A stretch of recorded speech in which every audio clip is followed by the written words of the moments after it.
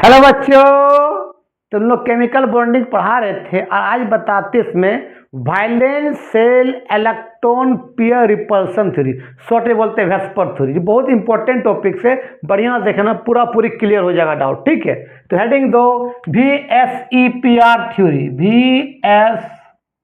VSEPR theory.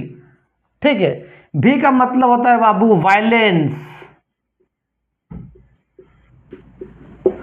S का मतलब cell, E का मतलब electron, violence cell electron, P का मतलब पेयर, R का मतलब रिपल्सन और थ्योरी। तो वायलेंस वेस्पर थ्योरी का पहला पोस्टुलेट से ध्यान देना कि कोई भी मॉलिक्यूल्स का शेप और ज्योमेट्री डिपेंड करता है सेंट्रल मेटल का वायलेंस इलेक्ट्रॉन पर, कि वो वायलेंस इलेक्ट्रॉन बॉन्डेड है कि वो नॉन बॉन्डेड है। पहला पोस्टुलेट क्या बताएं कि कोई भी मॉलिक्यूल्स का शेप और ज्योमेट्री डिपेंड करता है सेंट्रल मेटल का वायलेंस इलेक्ट्रॉन, कि वो वायलेंस इलेक्ट्रॉन बॉन्डेड है कि नॉन बॉन्डेड है। पहला पोस्टुलेट। दूसरा बताया उसने, दूसरा पोस्टुलेट बताया कि अगर मान लेते हैं दो एटम के बीच कोवलेंट बॉन्ड बना हुआ है, मान ले ए है और ये बी है, दोनों बीच में एक ही इलेक्ट्रॉन शेयरिंग हुआ है और एक कोवलेंट बॉन्ड बना है, तो ये भी इलेक्ट्रॉन, ये भी इलेक्ट्रॉन, तो ये भी इलेक्ट्रॉन है, ये भी इलेक्ट्रॉन है, तो ये इलेक्ट्रॉन इलेक्ट्रॉन रिपल्सन होगा। तो जितना बॉन्ड लेंथ छोटा होगा, ये डिस्टेंस जितना छोटा होगा उतना रिपल्सन ज़्यादा, क्यों इलेक्ट्रॉन दोनों सामने सामने आ जाएगा तो रिपल्सन ज़्यादा होगा। जितना बॉन्ड लेंथ छोटा होगा बाबू, जितना बॉन्ड लेंथ छोटा होगा, जितना बॉन्ड लेंथ क्या होगा, इसका मतलब छोटा, जितना छोटा होगा उतना रे बाबू रिपल्सन ज़्यादा होगा, उतना रिपल्सन ज़्यादा होगा। और रिपल्सन बढ़ेगा तो बाबू एनर्जी भी बढ़ेगा, उतना ज़्यादा एनर्जी होगा और उतना उसका स्टेबिलिटी कम होगा, क्योंकि एनर्जी जो होता है इन्वर्सली होता है स्टेबिलिटी का, कि एनर्जी बढ़ेगा तो स्टेबिलिटी क्या होगा, घटेगा। तो जितना कोवलेंट जितना सामने सामने आ जाएगा तो दोनों इलेक्ट्रॉन रिपल्सन होगा, तो एटम दूर जाना चाहेगा।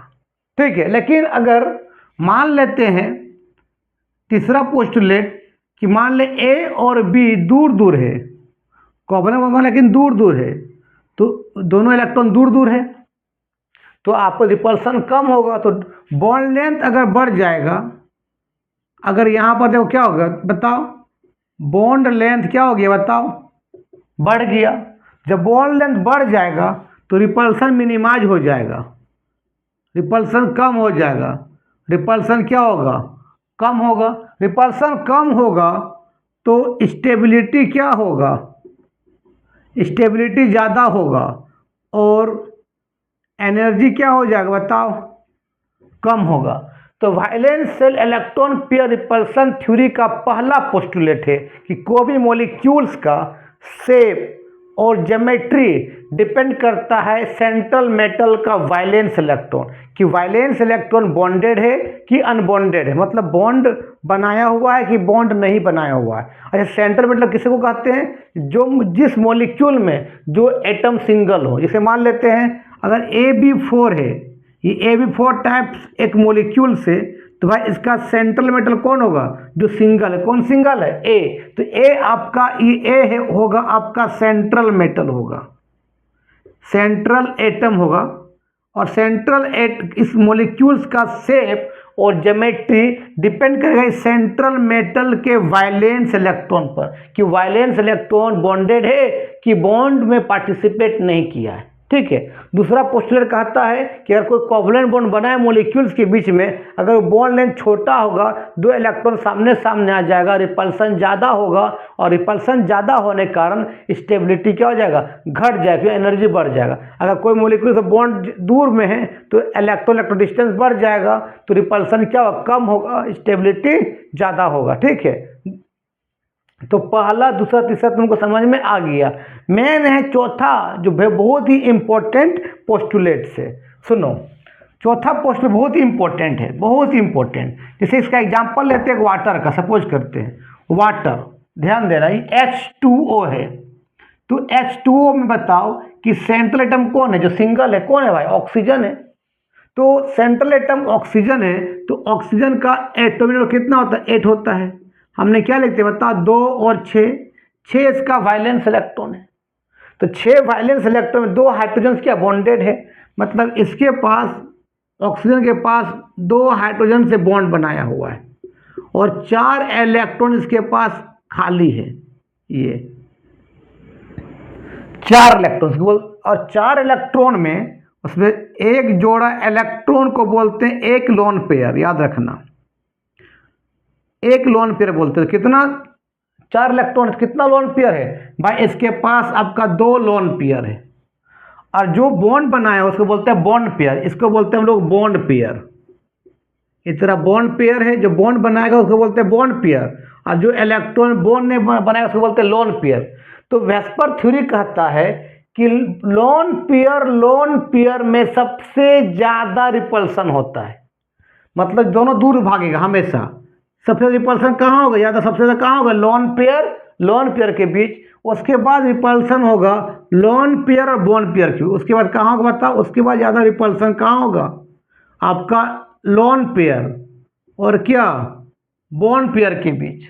उसके बाद कहाँ होगा, बॉन्ड पेयर के बीच। मैं सबसे ज़्यादा जो रिपल्सन होगा मॉलिक्यूल्स में, लोन पेयर, फिर लोन पेयर बॉन्ड पेयर, फिर बॉन्ड पेयर। तो ये देखो तो सबसे ज़्यादा रिपल्सन कहाँ होगा, सबसे ज़्यादा रिपल्सन होगा मेरे भाई लोन पेयर। कहाँ, लोन पेयर में सबसे ज़्यादा रिपल्सन होगा। फिर होगा कहाँ बताओ, आपका लोन पेयर, उसके बाद क्या, बॉन्ड पेयर में, बॉन्ड पेयर। उसके बाद कहाँ होगा बताओ रे बाबू, बॉन्ड पेयर और क्या, बॉन्ड पेयर। मतलब सबसे ज़्यादा रिपल्सन लोन पेयर के बीच, मतलब इसको बोलते हैं LP। तो यहाँ सबसे ज़्यादा रिपल्सन होता है, यहाँ पर सबसे ज़्यादा क्या हो रहा है बताओ, रिपल्सन हो रहा है। तो यहाँ पर सबसे ज़्यादा क्या होगा, एनर्जी होगा, और उतना कम क्या होगा बताओ, स्टेबिलिटी होगा। लेकिन यहाँ देखो तो बॉन्ड पेयर रिपल्सन कम हो रहा है, तो रिपल्सन कम होगा तो भाई स्टेबिलिटी क्या होगा, यहाँ पर स्टेबिलिटी ज़्यादा होगा, और उसके बाद एनर्जी क्या होगा बताओ, कम होगा। तो याद रखना सबसे रिपल्सन कहाँ होता है, लोन पेयर, फिर लोन पेयर बॉन्ड पेयर, फिर कौन, बॉन्ड पेयर। इसको शॉर्ट में से लिखते हैं हम लोग, LP लोन पेयर, फिर लोन पेयर बॉन्ड पेयर, फिर बॉन्ड पेयर और क्या, बॉन्ड पेयर। तो आ गया समझ में। बता, पहला वेस्पर का पहला पोस्टुलेट क्या था कि कोई मॉलिक्यूल्स का शेप और ज्योमेट्री डिपेंड करता है सेंट्रल मेटल का वैलेंस इलेक्ट्रॉन, कि वैलेंस इलेक्ट्रॉन की बॉन्डेड हो कि वो नॉन बॉन्डेड हो, पहला। दूसरा क्या, कोई मॉलिक्यूल्स कोवैलेंट बॉन्ड बनाया हुआ है तो वो बॉन्ड के बीच रिपल्सन होता है। जितना बॉन्ड छोटा होगा उतना रिपल्सन ज़्यादा होगा, और उतना उसके पास एनर्जी ज़्यादा होगा और स्टेबिलिटी उतना कम होगा। लेकिन अगर बॉन्ड लेंथ थोड़ा सा बढ़ जाएगा तो इलेक्ट्रॉन रिपल्सन क्या होगा, कम होगा। अगर रिपल्सन कम होगा तो स्टेबिलिटी बढ़ जाएगा और एनर्जी घट जाएगा। और तीसरा क्या बोला कि भाई लोन पेयर रहे, लोन पेयर बॉन्ड पेयर भी रहे, और बॉन्ड पेयर भी रहे। सबसे रिपल्सन कहाँ होता है, लोन पेयर के बीच, उसके बाद लोन पेयर बॉन्ड पेयर के बीच, फिर बॉन्ड पेयर। ठीक हो, इसको लिखो, फिर इसका नेक्स्ट बताते हैं पोस्टुलेट्स। चलो, नेक्स्ट पोस्टुलेट बहुत ही इंपॉर्टेंट है वेस्पर थ्योरी का। सुनो, वेस्पर थ्योरी का फोर्थ पोस्टुलेट है कि कोई भी सेंट्रल मेटल के पास जितना वैलेंस इलेक्ट्रॉन है और सभी वैलेंस इलेक्ट्रॉन बॉन्ड में पार्टिसिपेट किया है, मतलब सिर्फ बॉन्ड पेयर लोन पेयर नहीं है, तो उसका ज्योमेट्री रेगुलर होगा, उसमें कोई ज्योमेट्री में चेंज नहीं होगा। मीन्स अगर मान ले तेरे पास, ध्यान देना माए, कि AB2 है, AB2 टाइप, मतलब इसका सेंट्रल मेटल कौन है, ए है, और बी क्या है, इसका सराउंडिंग एटम है। अगर सेंट्रल मेटल का पास जितना वायलेंस इलेक्ट्रॉन है और सभी बॉन्ड में पार्टिसिपेट करेगा और एक भी लोन पेयर नहीं रहेगा, सिर्फ क्या रहेगा, बॉन्ड पेयर, तो उसका ज्योमेट्री और शेप में कोई चेंज नहीं होगा, हमेशा रेगुलर होगा।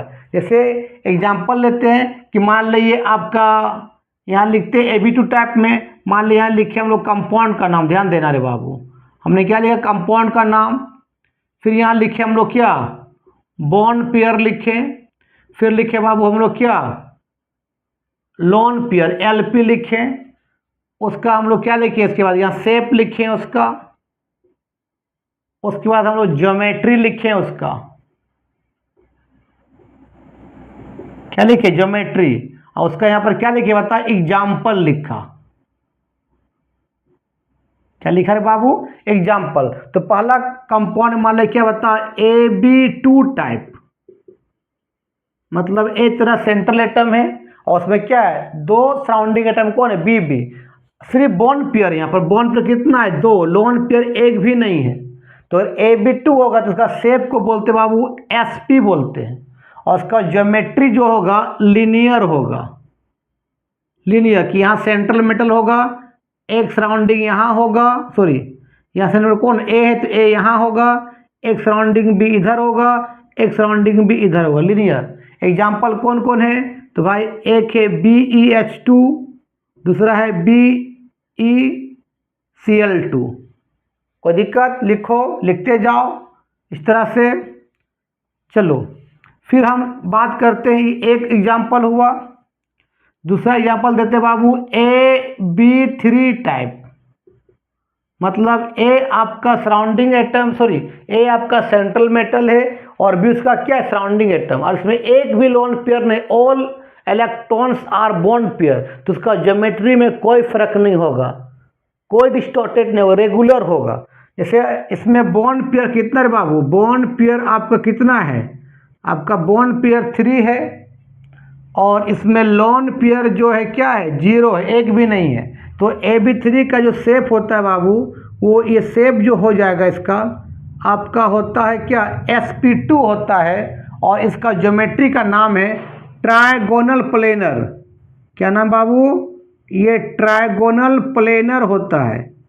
कैसा स्ट्रक्चर होगा, यहाँ पर सेंट्रल एटम होगा और इसका एक बॉन्ड लेंथ ऊपर, दो बॉन्ड लेंथ नीचे होगा, और यहाँ पर सराउंडिंग एटम होगा, यहाँ भी सराउंडिंग एटम होगा, यहाँ भी सराउंडिंग एटम होगा, ठीक है। इसका एग्जाम्पल कौन होता है, तो आपका AlCl3, आपका BeF3, इसका एग्जाम्पल है, लिखो,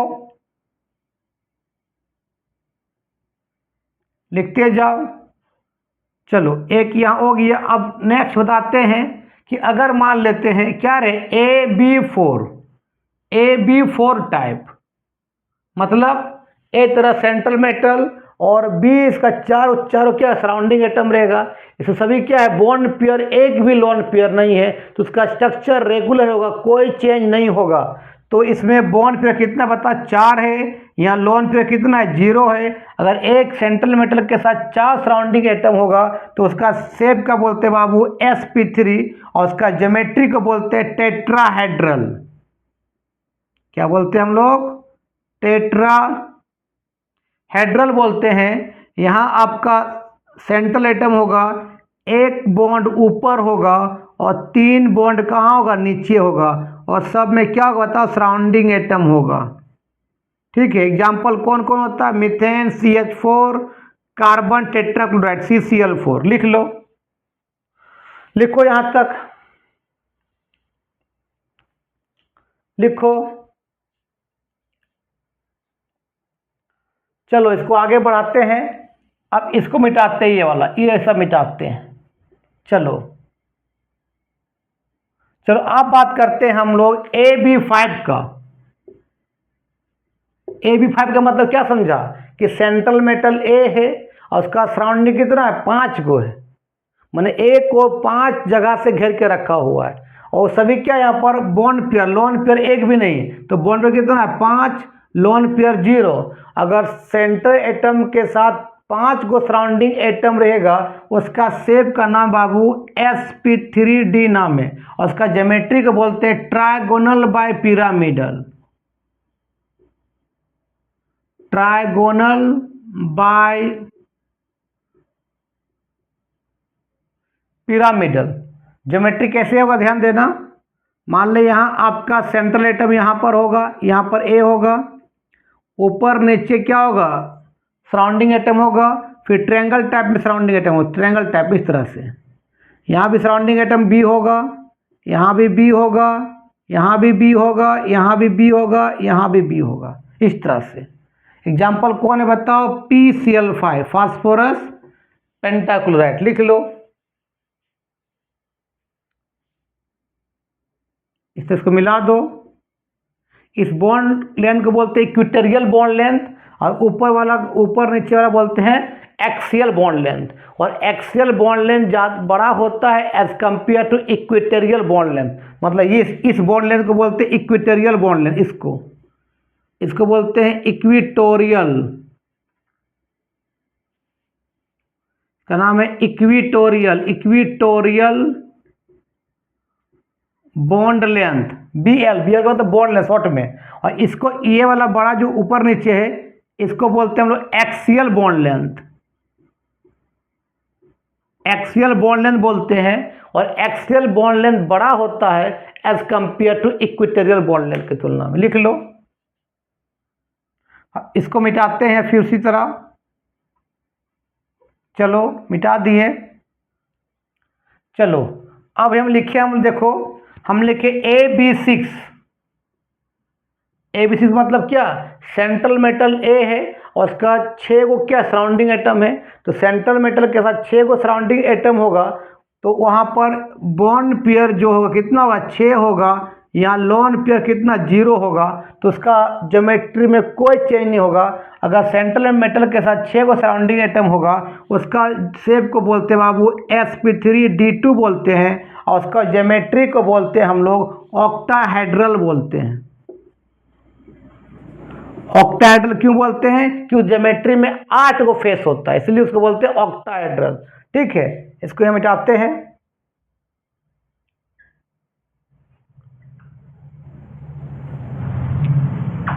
देखो इस तरह होगा कि सेंट्रल मेटल यहां पर होगा, इस तरह से होगा, इस तरह से सब में क्या होगा, यहाँ पर बी होगा, यहाँ पर भी बी, यहाँ पर भी बी, यहाँ पर भी बी, यहाँ पर भी, यहाँ पर भी। और इसका जो एग्जाम्पल किसका, SF6 सल्फर हेक्साफ्लोराइड, तो लिख लो। तो ये हम बता दिए कि कोई भी मॉलिक्यूल्स का सेंट्रल मेटल के पास जितना वैलेंस इलेक्ट्रॉन है और सभी वैलेंस इलेक्ट्रॉन बॉन्ड में पार्टिसिपेट किया है, उसका शेप में कोई चेंज नहीं होगा। कि अगर वो sp में आता है तो उसका ज्योमेट्री हमेशा लीनियर होगा, दूसरा कुछ नहीं होगा, कोई चेंज नहीं होगा। अगर किसी का शेप sp2 आता है और सेंट्रल मेटल का वैलेंस इलेक्ट्रॉन से बॉन्ड पेयर है, लोन पेयर नहीं है, तो उसका ज्योमेट्री बाय ट्रायगोनल प्लेनर होगा, दूसरा कुछ नहीं होगा, उसमें कोई चेंज देखने को नहीं मिलेगा। आ गया समझ में। अब पांचवा पोस्टुलेट और इंपॉर्टेंट है, पर इसको लिखो, उसके बाद पांचवा पोस्टुलेट की ओर आते हैं। चलो लिख लिया होगा। अब नेक्स्ट बात करते हैं फिफ्थ पोस्टुलेट्स के बारे में कि फिफ्थ पोस्टुलेट क्या कहता है। सुनो, तो फिफ्थ पोस्टुलेट कहता है कि कोई भी सेंट्रल मेटल के पास बॉन्ड पेयर भी हो और लोन पेयर भी हो तो उसका ज्योमेट्री में चेंज आ जाएगा, उसका स्ट्रक्चर में चेंज हो जाएगा, मतलब डिस्टॉर्टेड शेप हो जाएगा। मान लेते हैं कोई, ध्यान देना बाबू, कोई sp2 में फिल किया, ध्यान देना, तो तुमको बोलना चाहिए sp2 में तेरा ज्योमेट्री क्या होना चाहिए, तुम बोलोगे सर ट्रायगोनल प्लेनर होना चाहिए, बिल्कुल सही बात। लेकिन मान लेते हैं उसमें उसका सेंट्रल एटम में आपके पास सपोज करते हैं वन लोन पेयर भी आ गया, मान लेते हैं एक लोन पेयर भी आ गया, तो अब sp2 आएगा लेकिन ज्योमेट्री आपका ट्रायगोनल प्लेनर नहीं होगा। अब ज्योमेट्री क्या हो जाएगा, डिस्टॉर्टेड शेप हो जाएगा, डिस्टॉर्टेड शेप। डिस्टॉर्टेड बोले तो उस शेप में इरेगुलर हो जाएगा, मतलब sp2 होने पर ट्रायंगुलर प्लेन होना चाहिए। लेकिन अगर सेंट्रल मेटल के पास बॉन्ड पेयर के साथ साथ अगर लोन पेयर इलेक्ट्रॉन भी आ जाएगा तो ज्योमेट्री में थोड़ा सा क्या हो जाएगा, रीअरेंज हो जाएगा, डिस्टॉर्टेड हो जाएगा, इरेगुलर हो जाएगा। ठीक है, तब उसके बारे में एग्जाम्पल देते हैं। ठीक है, एग्जाम्पल ही एग्जाम में आता है। चलो तो अब एग्जाम्पल देते हैं, इसको मिटाते हैं और एग्जाम्पल देना स्टार्ट करते हैं। ठीक है, पहला देखो, सुनो रे भाई, पहले यहाँ लिखो कंपाउंड का नाम। ठीक है, फिर उसका लिखो यहाँ बॉन्ड पेयर लिखो, फिर लिखो रे बाबू लोन पेयर लिखो, एलपी लिखो, एलपी का मतलब लोन पेयर और बीपी का मतलब बॉन्ड पेयर, यहाँ बॉइलिंग पॉइंट नहीं है, बॉन्ड पेयर। ठीक है, उसके बाद यहाँ लिखो बाबू उसका शेप लिखो, उसके बाद उसका लिखो यहाँ पर ज्योमेट्री लिखो, और उसके बाद उसका एग्जाम्पल दो। ठीक है, एग्जाम्पल, एग्जाम्पल ही इंपॉर्टेंट है, याद रखना। चलो चलो पहला, जैसे हमने अभी बात किया मेरे भाई AB3 टाइप, सपोज करो AB3 टाइप, मतलब यहाँ एक भी लोन पेयर नहीं, सभी क्या है, बॉन्ड पेयर। तो यहाँ बॉन्ड पेयर 3 है, लोन पेयर 0 है, तो AB3 शेप क्या था बताओ बाबू, sp2 था। उसका ज्योमेट्री कैसा होता है बताओ। अभी हमने बताया sp2 क्या होता है, ट्रायगोनल, क्या होता है बाबू, ट्रायगोनल प्लेनर होता है। सेंट्रल एटम यहाँ पर ए रहेगा, एक बॉन्ड लेंथ ऊपर रहेगा, दो बॉन्ड लेंथ नीचे रहेगा, यहाँ पर बी रहेगा, यहाँ पर बी, यहाँ पर बी। एग्जाम्पल हमने क्या बोला था, यहाँ पर अभी बात किया था AlCl3 और BF3 के बारे में बात किया था। लेकिन मेरे भाई इसमें अब हम क्या करते, ध्यान देना है, इसमें अब हम कर देते हैं क्या कि AB2L मतलब दो बॉन्ड पेयर एक लोन पेयर, इसी टाइप में आ गया ना AB3। तो AB3 में क्या है, दो बॉन्ड पेयर है, एक क्या है, लोन पेयर है। तो यहाँ पर अब बॉन्ड पेयर कितना होगा, 2 होगा, लोन पेयर 1 होगा। भाई शेप sp2 होगा नो डाउट, लेकिन ज्योमेट्री अब sp2 नहीं होगा, उसका ज्योमेट्री हो जाएगा डिस्टॉर्टेड होगा मेरे भाई। क्या हो जाएगा, अब डिस्टॉर्टेड हो जाएगा, और उस डिस्टॉर्टेड ज्योमेट्री का नाम होगा बेंड शेप। क्या होगा, बेंड। बेंड का मतलब बेंड कर जाएगा। कैसे बेंड करेगा, देखो यहाँ पर ये सेंट्रल मेटल होगा, एक बॉन्ड पेयर यहाँ होगा, एक बॉन्ड पेयर यहाँ होगा, और इस एक जगह पर क्या हो जाएगा, एक लोन पेयर हो जाएगा, एक और इसको ये बोले ऑर्बिटल है, उस पर 2 इलेक्ट्रॉन रह जाएगा लोन पेयर। ठीक है, तो एग्जाम्पल किसका होता है मेरे भाई, सल्फर डाइऑक्साइड का होता है, SO3 सल्फर डाइऑक्साइड। अब देखो सल्फर डाइऑक्साइड में तुम देखो सल्फर कितना होता है बाबू, 16 होता है। क्या लिखते हैं हम लोग, 286, 6 क्या वैलेंस इलेक्ट्रॉन है और क्या है, 2 ऑक्सीजन है। तो आ तो गया बॉन्ड, आपका सेंट्रल एटम कौन है, सल्फर है, यहाँ पर क्या है O2 मतलब 2 क्या है सराउंडिंग एटम, और उसमें देखना एक लोन पेयर होगा। तो सल्फर जब ऑक्सीजन बॉन्ड बनाएगा तो डबल बॉन्ड बनाता है, याद रखना इस तरह से, S डबल बॉन्ड यहाँ O, फिर डबल बॉन्ड यहाँ पर O। ठीक है, और यहाँ पर कितना, 1 2 3 4, एक बॉन्ड में 2 इलेक्ट्रॉन, तो 4 बॉन्ड में कितना हो, देखो ना, एक बॉन्ड बनने के लिए कितना चाहिए, 2 इलेक्ट्रॉन। ठीक है, तो यहाँ पर कितना बॉन्ड बना है, 1 2 3 4 बॉन्ड बना है। तो 4 बॉन्ड में सल्फर का 4 इलेक्ट्रॉन, ऑक्सीजन कितना इलेक्ट्रॉन, 4 इलेक्ट्रॉन लगा होगा, क्योंकि 4 बॉन्ड में 8 इलेक्ट्रॉन, तो 8 में 4 सल्फर का, 4 ऑक्सीजन का लगा होगा। तो ऑक्सीजन कितना बच जाएगा, यहाँ पर 4 लग गया, सॉरी सल्फर का 4 लग गया, तो बचा कितना, 2। तो यहाँ पर 2, इसका यहाँ पर लोन पेयर हो जाएगा, 2 इलेक्ट्रॉन। तो यहाँ पर भाई तुम बोलेगा सर यहाँ पर 1 बॉन्ड 2 बॉन्ड 3 बॉन्ड 4, तो 4 होना चाहिए बॉन्ड पेयर, तो अब 2 ही लिखे हैं। तो भाई डबल बॉन्ड में एक होता है सिग्मा बॉन्ड मेरे भाई, एक होता है पाई बॉन्ड, एक होता है सिग्मा बॉन्ड, एक पाई बॉन्ड। तो याद रखना मेरे भाई, पाई बॉन्ड को हम बॉन्ड पेयर में काउंट नहीं करते हैं।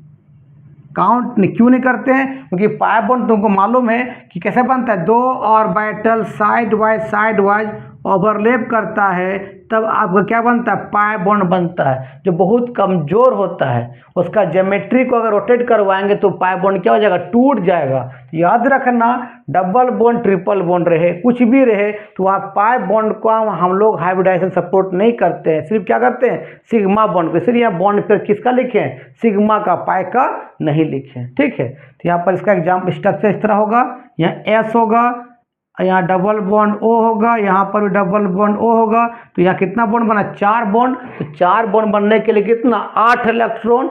8 में 4 किसका है, ऑक्सीजन का है, और 4 किसका है, सल्फर का। तो 4 सल्फर का मतलब यहाँ ऑक्सीजन कितना होता है, ऑक्सीजन कितना होता है, 8। क्या लिखते हैं, 2 6। तो 6 में यहाँ 2 बॉन्ड बना है तो ऑक्सीजन 2 इलेक्ट्रॉन दिया, इसके बाद कितना बच जाएगा, इसके पास 4 बच जाएगा। यहाँ भी 2 बॉन्ड बना है 6 में, तो 2 इलेक्ट्रॉन बॉन्ड में पार्टिसिपेट कर गया, या कितना बचा इसके पास, 4 बच गया।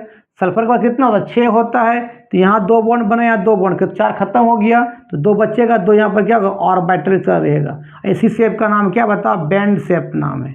बैंड से बैंड हो गया, क्यों, यहाँ पर बॉन्ड पेयर भी है और क्या है, लॉन पेयर भी है, लिख लो। और पाई बॉन्ड को हम बॉन्ड पेयर सपोर्ट नहीं करते, याद रखना।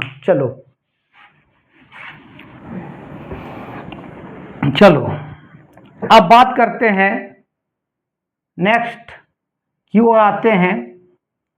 अभी तुमको हमने बताया भाई कि अगर AB4 रहता है, AB4 का मतलब क्या, सराउंडिंग एटम कितना रहे, 4 रहे, और सेंटर एटम कितना रहे, 1 रहे, और या सिर्फ बॉन्ड पेयर, लोन पेयर नहीं है। तो बॉन्ड पेयर अगर यहाँ पर 4 रहे, लोन पेयर 0 रहे, तो क्या होता है, sp3 होता है। ठीक है, और उसका ज्योमेट्री जो होता है बाबू, टेट्राहेड्रल होता है।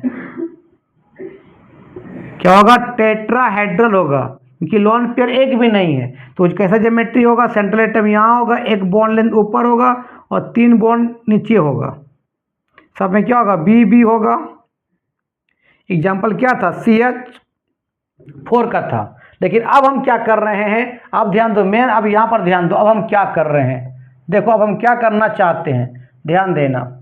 इसको मिटा देते हैं इस चीज़ को, ताकि तुमको समझने में कोई दिक्कत ना हो। चलो अब हम क्या करते, ध्यान देना। अब हम क्या कर दिए, ले लिए AB3L, मतलब 3 बॉन्ड पेयर, और एक क्या ले लिए, लोन पेयर ले लिए। AB4 टाइप का ही है, लेकिन वहाँ पर क्या है, 3 बॉन्ड पेयर 1 लोन पेयर है। अब यहाँ बॉन्ड पेयर 3 है, लोन पेयर 1 है। शेप तो वहाँ sp3 होगा मेरे भाई, लेकिन अब ज्योमेट्री टेट्राहेड्रल नहीं होगा, डिस्टॉर्टेड शेप होगा, और उस डिस्टॉर्टेड शेप का नाम होगा पिरामिडल। क्या होगा मेरे भाई, पिरामिडल होगा। एग्जाम्पल कौन होगा, तो एक होता है अमोनिया होता है, एक होता है फॉस्फीन, PH3 फॉस्फीन, इसका नाम है फॉस्फीन। देखो यहाँ पर क्या होगा, नाइट्रोजन होगा, यहाँ पर इस तरह से 3 बॉन्ड पेयर होगा इस तरह से, और एक यहाँ पर एक लोन पेयर होगा इस तरह से। क्योंकि इसका क्या होता है, 1 बॉन्ड ऊपर 3 बॉन्ड नीचे, 3 बॉन्ड होगा, लेकिन 1 बॉन्ड की जगह क्या हो जाएगा, लोन पेयर हो जाएगा। इसी को बोलते हैं पिरामिडल शेप। यहाँ 1 बॉन्ड पेयर और 3 क्या है, लोन पेयर। उसी तरह फॉस्फीन की भी लिखोगे कि P लिखोगे, यहाँ 3 बॉन्ड लिखोगे इस तरह से, और इसकी जगह पर क्या लिखोगे, वो एक यहाँ पर लोन पेयर लिखोगे। तो इसका शेप का होना चाहिए टेट्राहेड्रल, लेकिन क्या हो गया, लोन पेयर के कारण इसका ज्योमेट्री कैसा हो गया, पिरामिडल हो गया। डिस्टॉर्टेड शेप का नाम क्या है, पिरामिडल। ये आपका तुम इजिप्ट का जो कब्र होता है वो पिरामिडल शेप का होता है। इजिप्ट किसको बोलते हैं मालूम है, इजिप्ट को इंग्लिश में, हिंदी में क्या बोलते हैं, आपका कौन देश को बोला जाता है, इजिप्ट का, इजिप्ट बोलो ना हिंदी में, उसको मिस्र को, इजिप्ट मिस्र को बोलते हैं। और वहाँ पर जो कब्र होते हैं पिरामिडल शेप के होते हैं। ठीक है, चलो भूल गए थे इजिप्ट को हिंदी में क्या बोलते हैं, मिस्र बोलते हैं। चलो बहुत खूबसूरत कंट्री है।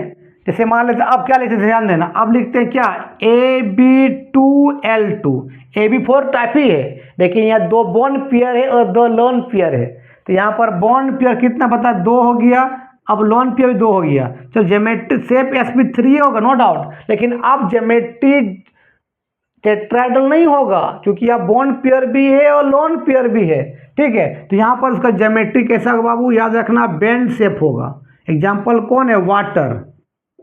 जैसे ऑक्सीजन कितना होता है, एटॉमिक नंबर 6, 6 में क्या है, 2 हाइड्रोजन बॉन्डेड है, मतलब 2 हाइड्रोजन बॉन्डेड इस तरह से, यहाँ भी हाइड्रोजन होगा, यहाँ भी हाइड्रोजन होगा, और यहाँ पर क्या होगा, 2 जगह क्या होगा बता, इसका लोन पेयर होगा इस तरह से, क्योंकि ऑक्सीजन कितना हो 6 होता है, 6 में क्या 2 बॉन्डेड बनाया हुआ है, तो कितना बच जाएगा 4, क्योंकि एक बॉन्ड बनने के लिए 2 इलेक्ट्रॉन, एक इसका है, एक इसका फिर यहाँ इसका है, क्योंकि एक बॉन्ड बनने के लिए 2 इलेक्ट्रॉन चाहिए, एक इसका एक इसका, तो भाई 6 में 2 चला गया, कितना 4 बचेगा, मतलब 2 बॉन्ड पेयर और 2 क्या है लॉन पेयर, तो इसको क्या बोलते हैं, वाटर का बैंड शेप होता है, पिरामिड अब टेट्राहेड्रल नाउ क्या हो जाएगा, बैंड शेप होगा, लिख लो। उसी तरह अभी हम बात किए थे क्या, AB5 टाइप, मतलब क्या है, एक भी यहाँ पर लोन पेयर नहीं, सभी क्या बॉन्ड पेयर, तो हम बोले थे बॉन्ड पेयर यहाँ 5 रहे, लोन पेयर 0 है, और एक के साथ 5 सराउंडिंग एटम हो, उसका ज्योमेट्री क्या बोले थे, क्या बोले थे, sp3d बोले थे, और उसका ज्योमेट्रिक बोले थे क्या, ट्राइगोनल बाय पिरामिडल, क्या बोले थे, ट्राइगोनल बाय क्या बोले थे मेरे भाई, पिरामिडल बोले थे, पिरामिडल, ट्राइगोनल बाय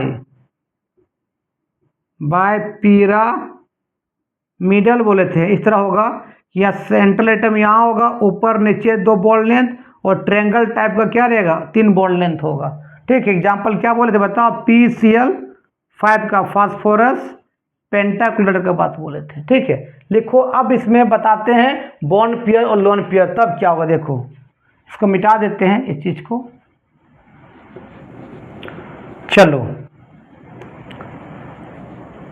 ध्यान देना बाबू, बहुत इंपॉर्टेंट है। चलो अब हम क्या कर रहे हैं, AB4L, मतलब यहाँ पर AB5 ही टाइप है, लेकिन वो 4 बॉन्ड पेयर और एक क्या है लोन पेयर, 4 बॉन्ड पेयर हो गया, एक लोन पेयर होगा, तो शेप वही होगा, sp3d होगा, लेकिन अब ज्योमेट्री ट्रायगोनल बाय पिरामिडल नहीं हो, क्योंकि बॉन्ड पेयर 4 है और एक क्या लोन पेयर है, तो उस ज्योमेट्री का नाम है बाबू डिस्टॉर्टेड में सीसॉ मतलब झूला का आकार का। एग्जाम्पल कौन होता है, SF4, सबका कितना होता है, सेंट्रल एटम कितना 6 होता है, 6 क्या है वायलेंस इलेक्ट्रॉन क्या है 4, उसमें बॉन्ड पेयर है, और एक क्या है लोन पेयर, इस तरह देखो, तो इस तरह बनाना, यहाँ सल्फर लिखना, यहाँ पर एक F होगा यहाँ पर, ठीक है, यहाँ पर, और ट्रायंगल होना चाहिए, ट्रायंगल में 2 गो यहाँ पर सराउंडिंग एटम आएगा, और एक जगह सराउंडिंग आना चाहिए था, लेकिन उसकी जगह पर क्या आ जाएगा पता है, एक लोन पेयर आ जाएगा इस तरह से, तो इसी को बोलते हैं सीसॉ, झूला के आकार का स्ट्रक्चर होता है, इसका डिस्टॉर्टेड नाम का क्या है, इसका शेप का सीसॉ स्ट्रक्चर, बहुत इंपॉर्टेंट है ये SF4 का, लिख लो। फिर सीधे में एग्जांपल लेते हैं, और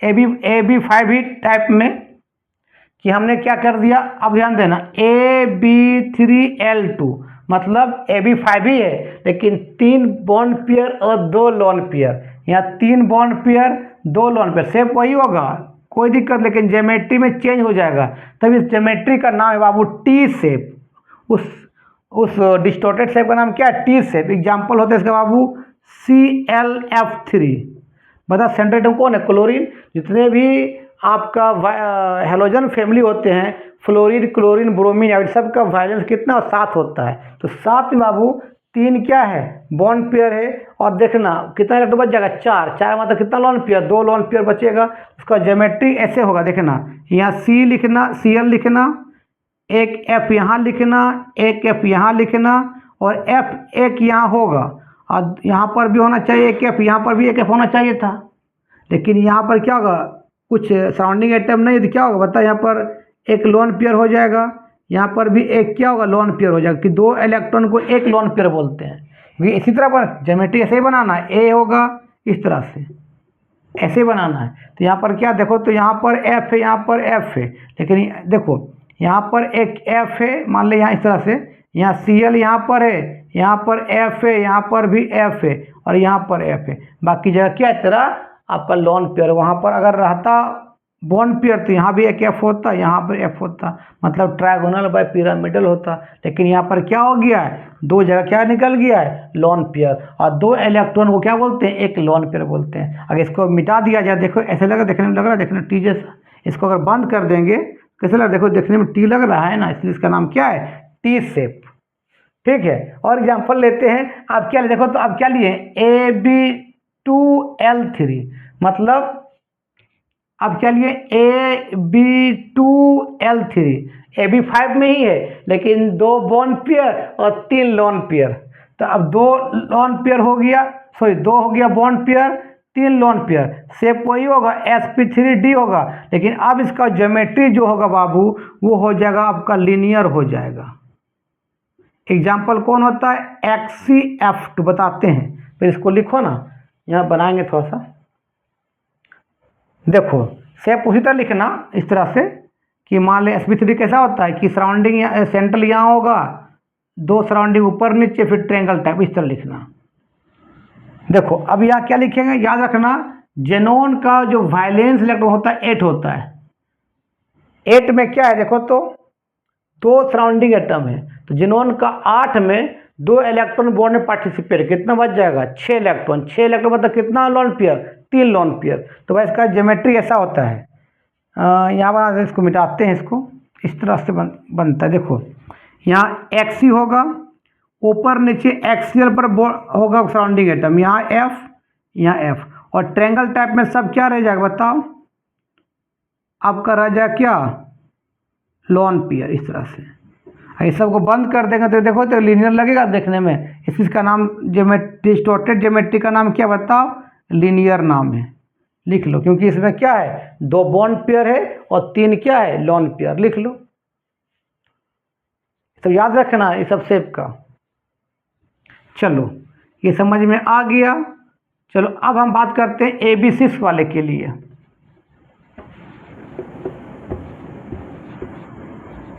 चलो सब मिटा देते हैं सब। चलो अब बात करते हैं AB6, मतलब एक तरह क्या है सराउंडिंग सॉरी सेंट्रल एटम है, और बी जो है क्या है सराउंडिंग एटम है, और सब क्या है यहाँ बॉन्ड पेयर, एक भी लोन पेयर नहीं है। अगर बॉन्ड पेयर 6 लोन पेयर 0 है तो उसका शेप क्या बोलते हैं बता रहे बाबू, उसको बोलते हैं sp3d2। उसका ज्योमेट्री कैसा होता है बाबू, ऑक्टाहेड्रल। ऑक्टा क्यों बोलते हैं, उसमें 8 गो फेस होता है। यहाँ A होगा, ऊपर नीचे सराउंडिंग होगा, ऐसे सराउंडिंग होगा और इस तरह सराउंडिंग, सब में होगा।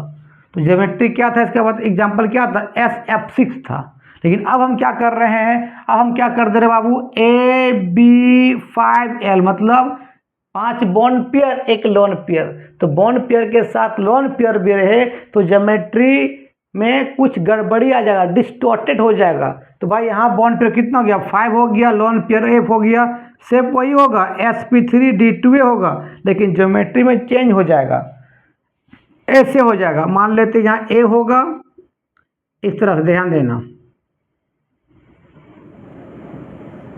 इस तरह से। यहाँ पर B होगा, यहाँ पर B होगा, यहाँ पर B होगा, यहाँ पर B होगा और यहाँ पर B, और इसकी जगह पर B होना चाहिए, तो वहाँ क्या हो जाएगा एक क्या हो जाएगा लोन पेयर। एग्जाम्पल किसका है बता, इसका एग्जाम्पल है BrF5। तो यहाँ देखो BrF5 में सेंट्रल एटम कौन है, ब्रोमीन सिंगल है, और halogen group fluorine chlorine bromine सबका वैलेंस 7 होता है। 7 में कितना बॉन्ड पेयर है, 5 बॉन्ड पेयर है, ठीक है, और क्या है 1 लोन पेयर। इस तरह देखो तो इसी तरह बनाओ, यहाँ Br को यहाँ रखो, यहाँ भी एक F रखो, यहाँ भी एक F रखो, यहाँ भी एक F रखो, यहाँ भी एक F होगा, यहाँ भी एक F होगा, यहाँ भी एक F होना चाहिए। वहाँ पर क्या बताओ 1 लोन पेयर आ गया।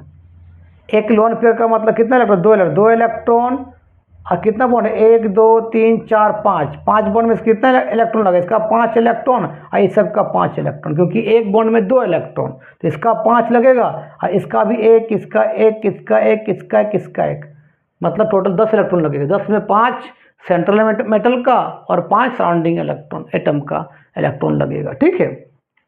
तो 2 इलेक्ट्रॉन मिला क्या हो गया, एक बॉन्ड हो गया, कितना इलेक्ट्रॉन होगा 1 इलेक्ट्रॉन, 2 3 4 5 6 7, इसका 7 हो गया वैलेंस इलेक्ट्रॉन।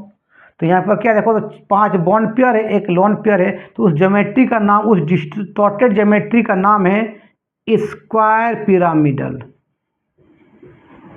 पिरामिडल, लिख लो।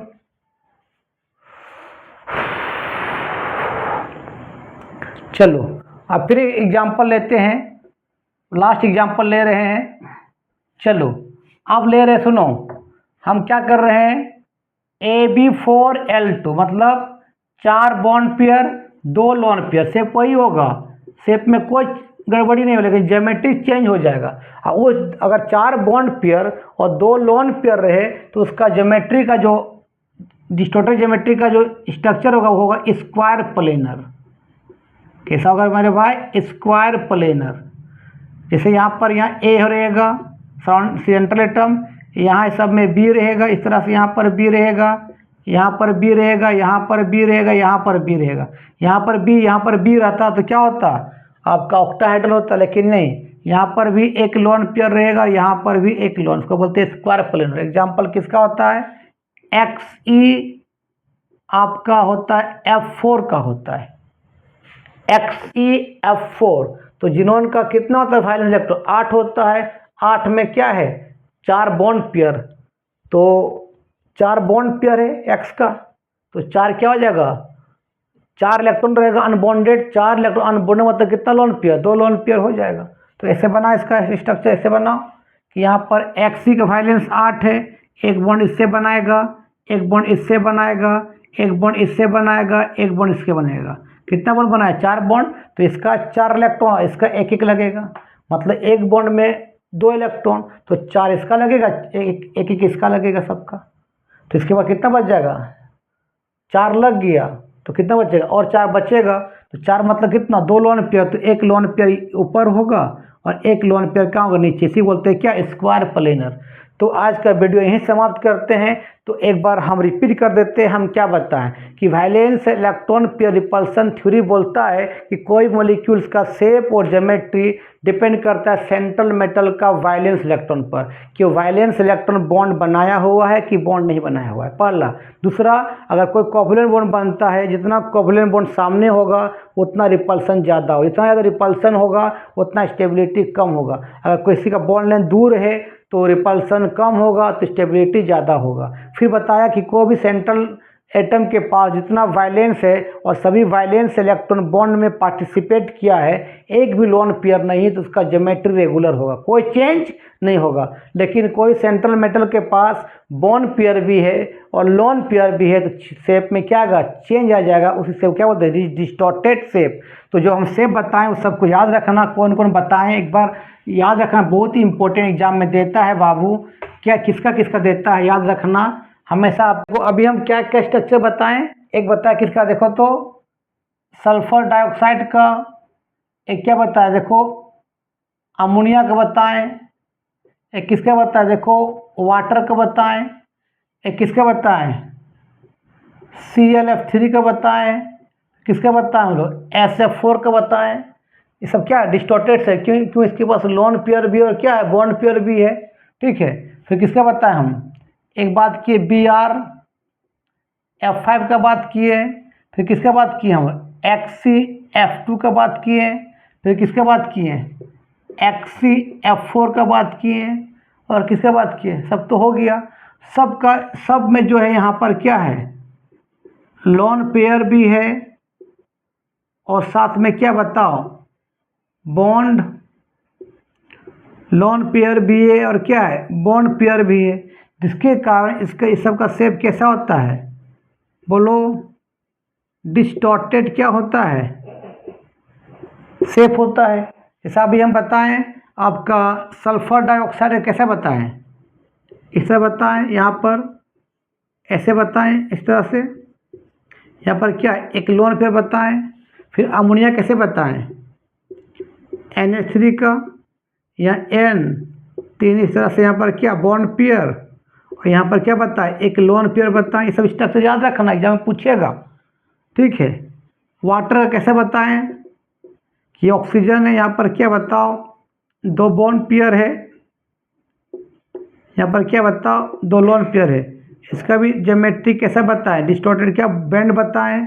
इसका कैसे बताएं? बताओ। पिरामिडल बताएं। और इसका भी कैसे बताएं? बैंड बताएं। बैंड बोलो या तो इसको भी से बी बोलो, क्योंकि भी देखने में ऐसा लगता है ना अंग्रेजी में इस तरह से, तो उल्टा भी। इसको बैंड शेप बोलो या तो क्या बोलो? भी शेप बोलो। फिर किसका बताएं? देखो तो ClF3 का कैसे बताए, यहाँ Cl, यहाँ F, यहाँ पर F, यहाँ पर भी F, और दो जगह कैसा रहेगा बताए, इस तरह लोन पेयर रहेगा। इसका नाम क्या बताए बताओ, हम टी से बताएं। लिखो यहाँ तक, इस तरह इसको याद कर लेना कि SO2 का बैंड होता है, अमोनिया का पिरामिडल होता है, इसका भी बैंड होता है, ClF3 का टी शेप होता है, सब पूछेगा। चलो फिर अभी हम बात किए किसका, देखो तो हम बात किए आपका BrF5SF4 का। इसका कैसा बताया हम लोग, C100 बोले, झूला टाइप का ये बहुत ही इंपॉर्टेंट स्ट्रक्चर है CF4 का, सॉरी SF4 का। यह S होगा, यहाँ पर भी F, यहाँ पर भी F, इस सब में सब क्या होगा, F होगा, यहाँ पर एक लॉन पेयर होगा, इसको बोलते हैं C100 स्ट्रक्चर, झूला टाइप का आकार का। फिर एक BrF5, यहाँ Br होगा, सब में यहाँ पर F होगा, यहाँ पर भी F, यहाँ पर भी F, यहाँ पर भी F, यहाँ एक लोन पेयर होगा। इसका ज्योमेट्रिक बताएं, स्क्वायर पिरामिडल बताएं, स्क्वायर क्या बताए बताओ, पिरामिडल बताएं।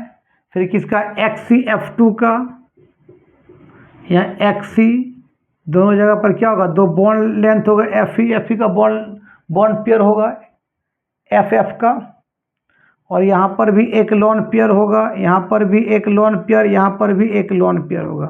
इसको बंद किया जाए तो कैसा एक लीनियर लगेगा। इसका ज्योमेट्री क्या बोले बता, हम लीनियर बोले। लिखो फिर बात की किसका, XCF4 का बात किए। सबका स्ट्रक्चर याद कर लेना, तो जुबान में याद कर लेना।